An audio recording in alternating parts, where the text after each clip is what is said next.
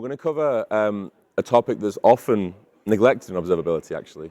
So I want you to imagine as we go through this talk, this is a relatively straightforward case study. You guys hear me okay? Oh, like so many thumbs up. This is great. Okay, there's positivity. So one of the things that really comes up very commonly is organizations talk about things like observability being very, very expensive. They also talk about things like the value being unclear. Super interesting industry because often there is a budget for observability. It's fundamentally really important. It's very difficult to operate the software that drives our businesses and our bottom line without it. So we know how essential it is, and yet we still feel it's very, very expensive. The theory here, and I think it bears true over and over again, is that actually it's not really about it being too high a price, it's that the value is unclear. And so this talk is kind of an example, taking probably some of the most unstructured, like simple data that we can take and apply a few different transformations and enrichments, and we end up with something that can be carried all the way to our C-suite, and we can tell them about it, a message that can be carried across the entire company. And that is a fundamental component of business growth. We'll talk about how information flows through a company. We'll talk about the importance of technical events and what they actually mean across the entire company. And once again, I'm talking about very simple data here for a reason. This is what you can do with even the simplest data and a few lookup tables. You can imagine what can be achieved when you have full APM, traces, logs, metrics. When you can correlate those things together, you can tell a much, much richer story. So, quickly about Coralogix. We were launched in 2017. The platform has grown massively. I've been at Coralogix for about 4 years, and in that time, we've gained thousands and thousands of customers. Big thing, 8 high availability regions, including GovCloud, and we are FedRAMP ready. So we are going to go fully approved mid next year. So we're going through that process right now. The high availability regions mean that we have multiple deployments in these regions. And that includes if you have a European presence and you have GDPR requirements, for example, we have European places. We have East Coast and West Coast deployments in the US. And as I mentioned, GovCloud as well. Super important, of course, these days, data residency regulations are becoming tighter. So yeah, and raised a great deal of money in funding, and now we're moving to the stage where we scale and we start to think more deeply about what the customers need. This slide we bring out a lot, and it's super, super interesting. So one of the things that I think really sets us apart as a company is the platform is awesome, but the support and services are really next level. This is most aptly exemplified by this, less than 30-second median response time. That's no bots, no L1 engineers. It's straight to a person whose whole job is to figure out what the problems are in observability stacks and help you fix them. But the engagement goes beyond that, and this is kind of what a part of this talk is about. The engagement goes beyond just problem resolution. It's what are your goals and how can we move you towards achieving them. Less than 1 hour median resolve time. To give you an idea, the next fastest response time is about 3 hours. So a median resolve time right now is faster than the response time SLA of our closest competitor. And there's no tiering in the solution either, so there's no enterprise packages or anything like that. There's just charged by gigabyte ingested. If you ingest 1 gigabyte, you get this. This is something we've scaled, and some of you have gone, And the reason why is because you wonder how will that scale? How are we going to scale that kind of thing? When I first started at Coralogix 4 years ago, we had about 2,000 customers, just under. And we used to advertise a 5-minute median response time. Now it's over 4,000 customers, and we are less than 30-second median response time. We've actually got faster as we've scaled. It's a big, big thing with automation internally, heavy documentation, but we have over 80 people in our support organization, and we're a company of 600. Ultimately, one of the things we identified was a big problem in this industry, and that the support does not match the importance of the software. So observability is becoming like a core pillar of how we run our businesses. It's becoming a really important part of how we operate and grow, not just our software, but our practices as teams. Many of us will be thinking about things like service level objectives. We'll be thinking about high-level table stakes metrics to make sure that the teams can make autonomous decisions within sensible frameworks, all essential for scaled software engineering, all powered by observability. And without the observability, very, very difficult to achieve. So that's the reason why we offer this support, because it matches the importance of the software, matches the importance of the application. And of course, cost optimization support. So we have some of the best cost optimization tools in the market, and we can talk about those later. And the migration times are crazy fast. You can check the case studies on the website, but we have multiple, like 24 to 48 hour turnaround times for full stack logs, metrics, and traces from very large engagements. That's largely powered by our commitment to use OpenTelemetry. OpenTelemetry, we'll do a show of hands. Everyone familiar with OpenTelemetry? In this crowd, I imagine it's going to be pretty, yeah. So OpenTelemetry, for the one or two hands that didn't go up, is a collection of software collectors. So it's a collector that actually captures the telemetry. SDKs, so it goes inside your code base and it will help you generate the telemetry you need to generate. Standards and protocols. So standards and protocols like the OTLP protocol, which is the actual informational protocol that communicates the telemetry, logs, metrics, and traces, profiles, security events, and so on, up to an OTLP compliant collector, much like Coralogix. Coralogix is fully OTel compatible. In fact, our APM and our tracing is OTel native. So there's no, some of the other vendors, what they do is they say they use OTel, but when you use it, you lose a bunch of features or something. That's not us. You get full feature coverage with OTel. That's how we run that. And it's been very, very beneficial. It means the migrations are really easy. If you're using OTel today, it's typically a few lines of config in your OTel config. It's very, very easy. Very briefly about myself. My whole background is SRE and software engineering, basically. When I told people I go into software engineering, they asked me if I can fix computers, and they didn't know how to explain to them that most of it is breaking computers, and it's great fun. And and then I moved into engineering leadership. A very, very large retailer in the UK. I was responsible for $100 million of cloud and on-premise infrastructure. And my job was to try to coalesce around tools, especially hosting and observability tools, helping, I think it's 2,500 engineers across hundreds of teams in, I think, every time zone.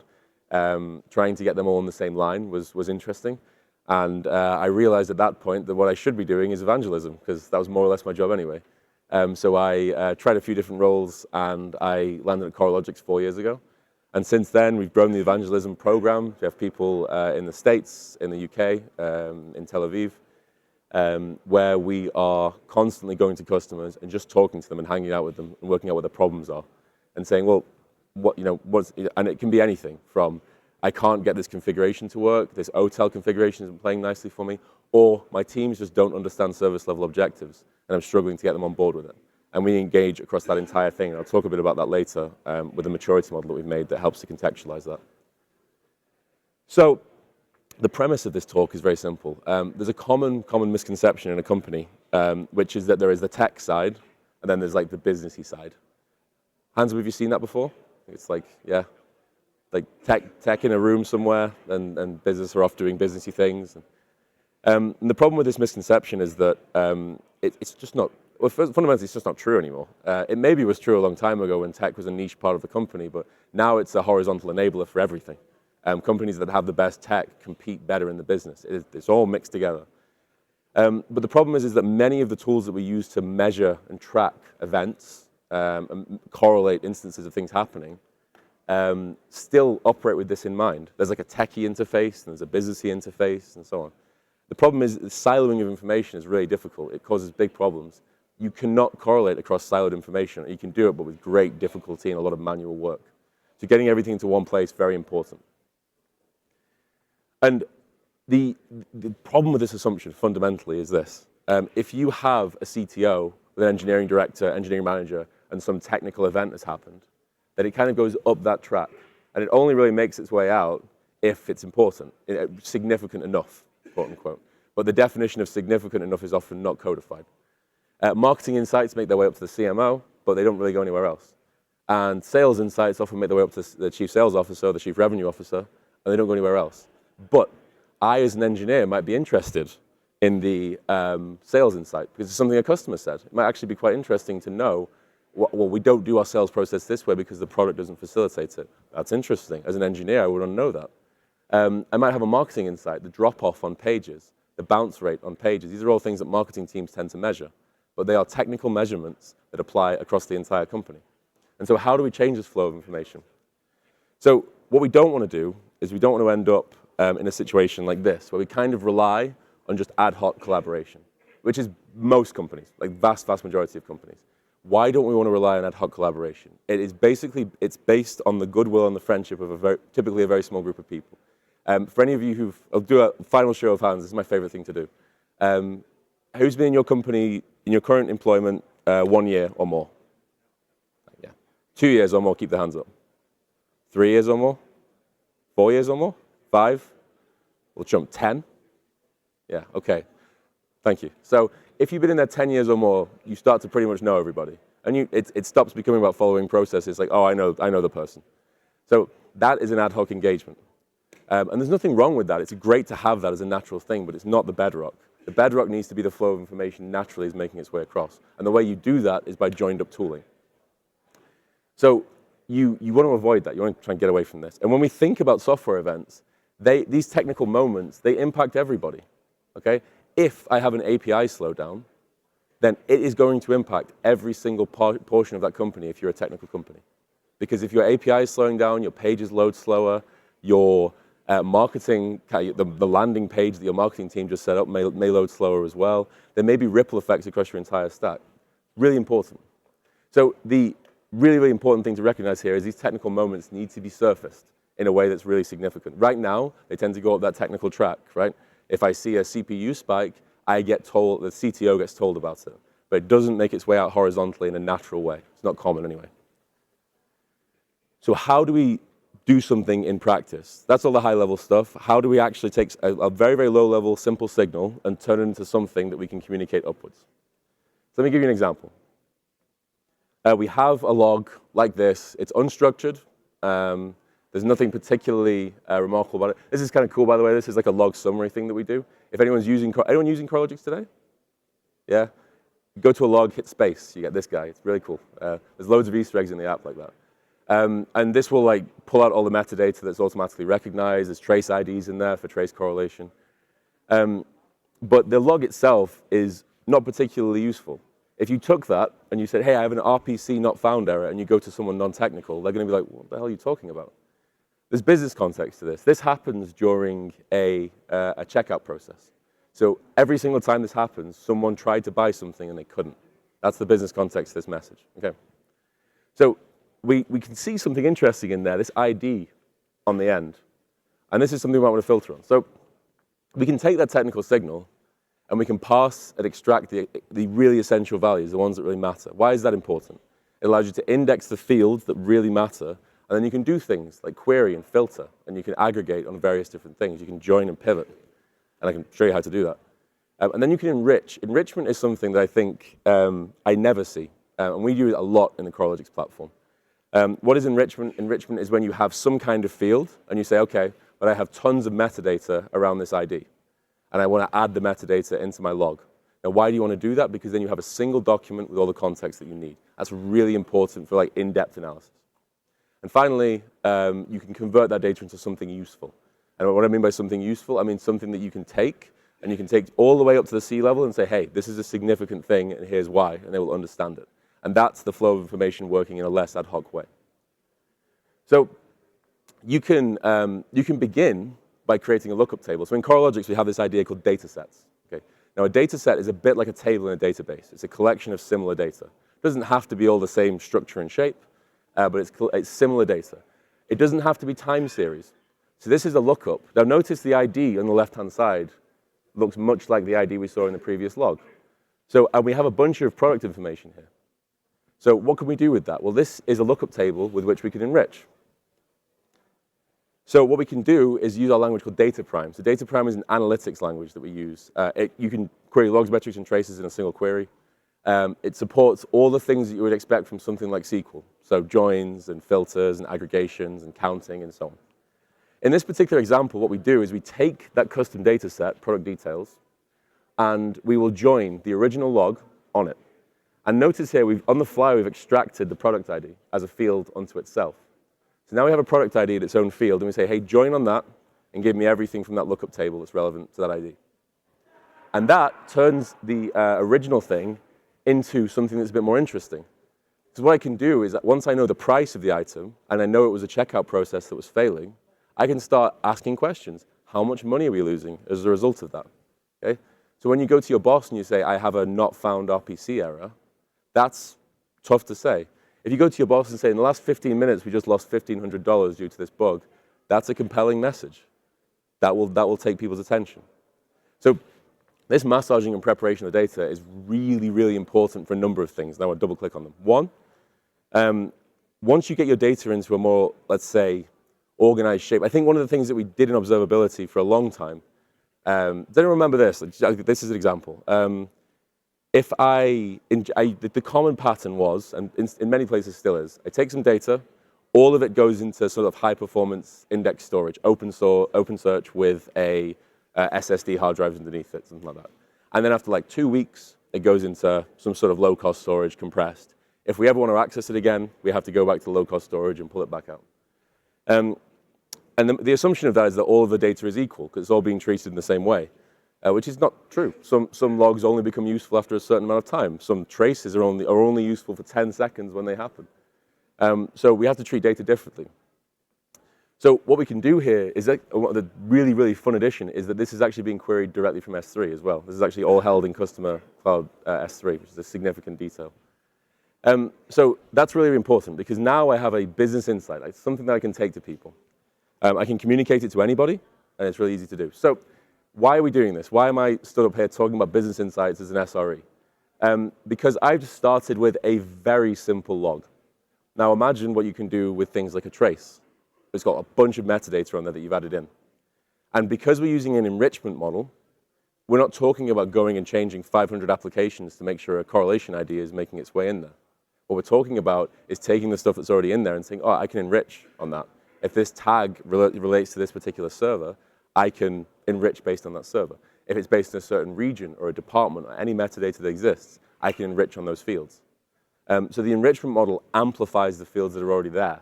And if you want, you can add more at source. And the reason why I'm talking about this is because we built this thing, it's the observability maturity model.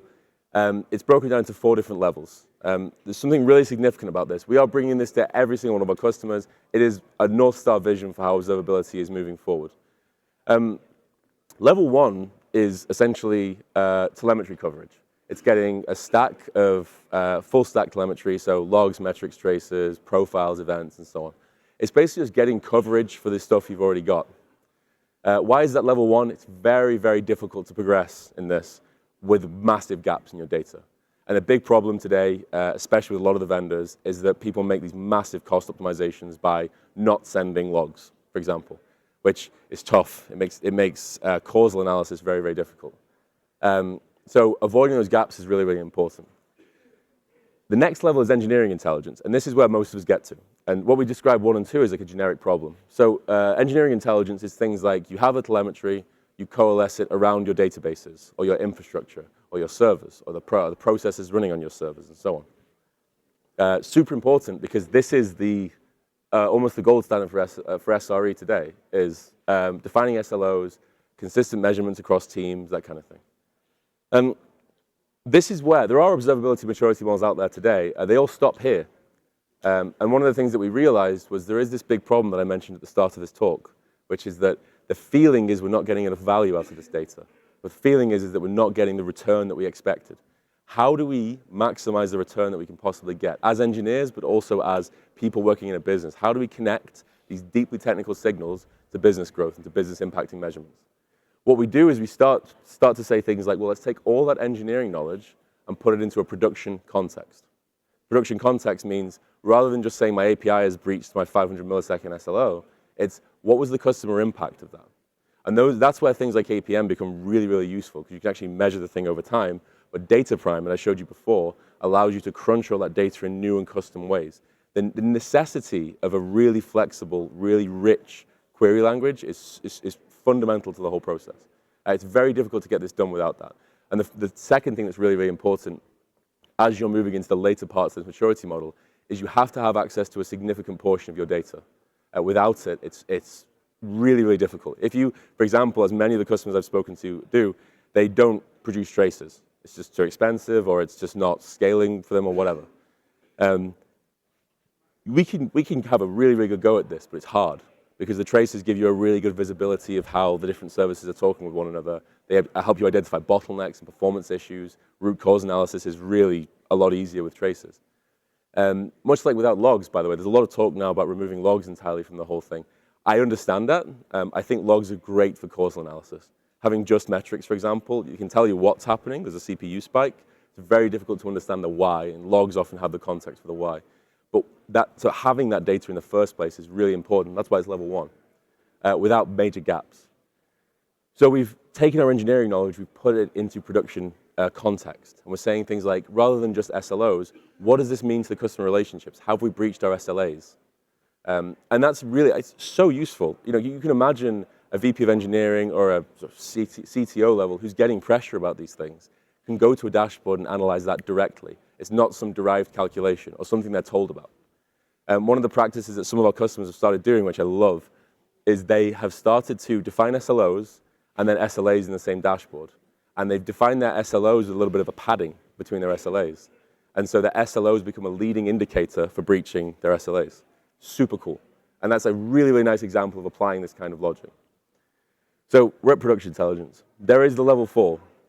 Now, 1, 2, and 3, I think, stand alone in the sense that they're about responding to incidents. If there's an issue, did we breach our SLA? If there's a problem, what was the impact to the customer? Level 4 is different. Level 4 is where you just go deep diving into your data to find stuff out, like we just did. So we said before, this is just a background hum error that's happening. There's no major outage, there was no spike or anything. We just started investigating stuff. And the power of Data Prime here is that we can enrich it and decorate it with enough information to produce a business impacting insight. Really, really important. So the business insights there is about basically turning this disparate collection of technical signals into something that anything can use. And before I mentioned there was 2 reasons why. So I've talked about the maturity model. When you're getting to this point, is any of you looking at like AI agents or anything like that around your telemetry right now? Any hands? Yeah, so it's cool. We're getting there slowly, yeah. So one of the most important things when you're using any kind of agentic interface with your telemetry, there's a lot of telemetry, and your agent has a limited context window. There's only so much you can look at one time. Well-organized data means that your agent can make decisions about which part to look at. So we have Ollie, for example, which is our observability agent. It knows how to query logs, metrics, and traces. It'll do full root cause analysis. When you organize your data into things like data sets, as I mentioned, it knows where to look. It knows to go and look at data sets, or it knows to go and look at certain fields and so on. And by organizing your data, your AI tools actually have an easier time of making this analysis. That's really, really important. And people often think that like organized data is for people, and it's not. It's for anything that needs to communicate it. We don't often spend time organizing our telemetry. And I think it's often seen as not necessary. But when we do it, we get so many benefits from it. And it's really, really significant. So we mentioned that level 1 and level 2 are about coverage and engineering insight. And level 3 and 4 are about putting that engineering insight into the context of your business. For those of you who don't know, our company goal, our mission, is to help companies make better decisions. That's right at the top of this thing. Now, if you want to start this journey with your observability data, you need a platform that has the necessary features. There's a reason why a lot of the industry is coalescing around things like APM and RUM, security monitoring, infrastructure monitoring, log analytics, and so on. You need a platform that has all these things. Otherwise, it's very difficult to get ahead. It's very difficult to make progress. The first half of that maturity model is mostly about the data. In fact, I'll show you. All of this, if you look here, it's kind of mostly about the data and getting it into okay shape. And the second half of this maturity model is about practices and processes. So it's about mature data and mature teams.